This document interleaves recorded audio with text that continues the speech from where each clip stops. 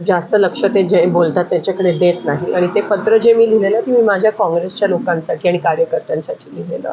आता त्यांनी ते कोणत्या अनुषंगाने वाचलं की ते मूळ काँग्रेसचेच होते म्हणून कदाचित त्यांनी ते पत्र वाचलं असावं. आणि ते संधी साधू आहेत, ते तिथे BJPमध्ये गेले कारण का तिकडे जास्त आमिष BJPने दाखवला. पण ते मूळ मी काँग्रेसच्या माझ्या सगळ्या लोकांना कार्यकर्त्यांना जे उमेदवार लढले त्यांच्यासाठी ते पत्र होतं.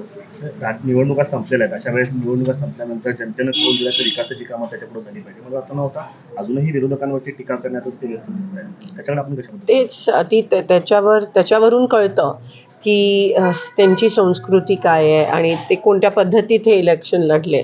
आणि मी एवढीच विनंती करते आणि मी वारंवार करते की सोलापूर हे प्रतिष्ठेचं शहर आहे. सोलापूरची एक सांस्कृतिक शहर आहे, त्याची पातळी हे बाहेरच्या लोकांनी येऊन कमी करण्याचा त्यांना काही अधिकार नाही आहे. आणि त्यांच्याबद्दल मागे जे जे काही झालेलं ते उघड आहे, म्हणून त्याबद्दल मी काय जास्त मी वोटिंगच्या दिवशी ज्या दिवशी तुम्ही सगळे भेटलेला त्या दिवशी ह्याबद्दल बोललेली की सत्ता काही लोकांना पहिल्यांदा बघतायत खूप दिवस आणि ही सत्ता कदाचित त्यांच्या डोक्यात गेली असं.